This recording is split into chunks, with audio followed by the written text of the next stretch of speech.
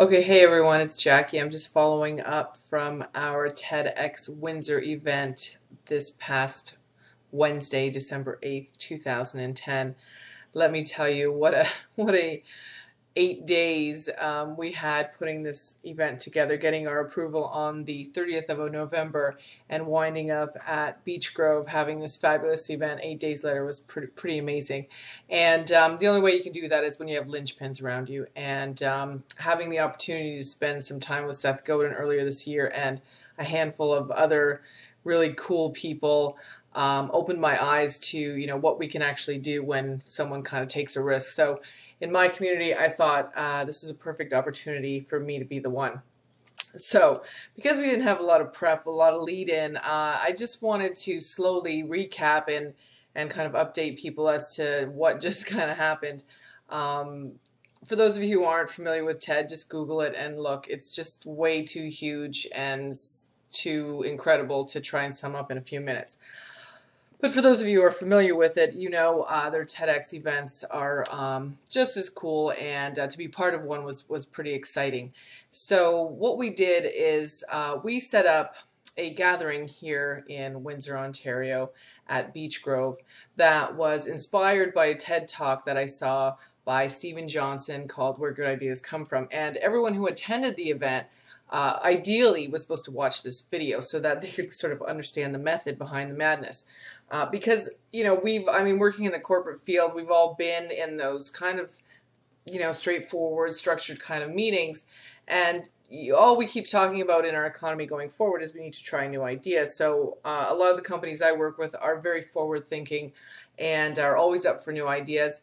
But in terms of this sort of global connection to a live conference taking place in Washington was just so ideal to sort of introduce some of the women in my community and men in my community to this type of sort of virtual engagement. And so part of it was an experiment just to see what happens. What happens when you bring people that are very intelligent, very linchpin minded, that are results orientated. What if we get them together in a little different atmosphere to see what happens? What's the outcome?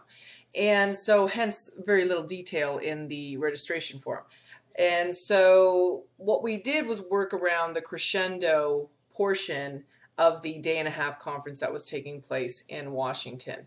And so we had the opportunity to watch some brilliant women present live that would normally not be accessible to a lot of people here. And so that was brilliant. To be included in such a great group of women globally was such a proud moment for us.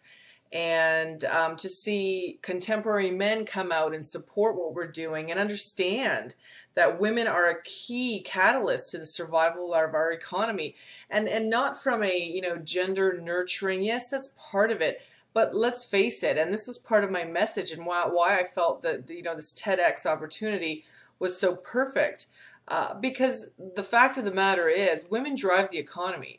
A large percentage, let's say 80% of mall real estate is geared toward us. We are consumers. We've been raised that way. We've been reared to be the spenders, whether it's on ourselves or the food that comes into our household, or anything really. And so you combine that with a real dysfunctional relationship with your body image and self-esteem. That's a recipe for some great returns on investments. So my message, working in the fitness industry for so long with women specifically, I just really had to put that connection forward, the fact that those two industries work very much hand in hand. But the difference, that's something we all know, my media messages, alter our perception. But the difference is, when I, as a Gen X kid, grew up, I had, 3 to 5 channels, depending on, who had what kind of technology in their house. Where now we have millions. We have millions. And so the point of my message was, we, if ever, had an opportunity to very quickly educate ourselves through collaborative things like TEDx Women.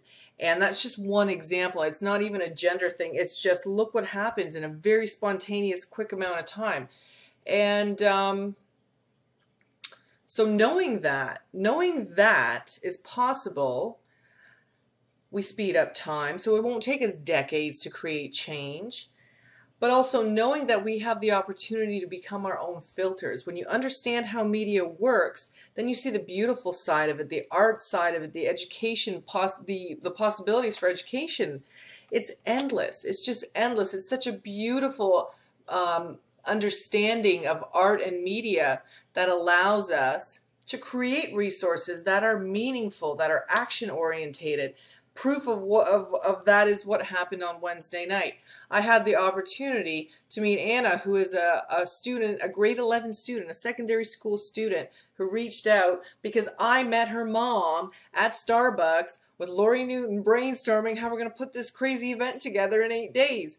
So, you know, it just, you can't make that up. And so that to me is, in essence, what TED is about. So that's what my enthusiasm is about.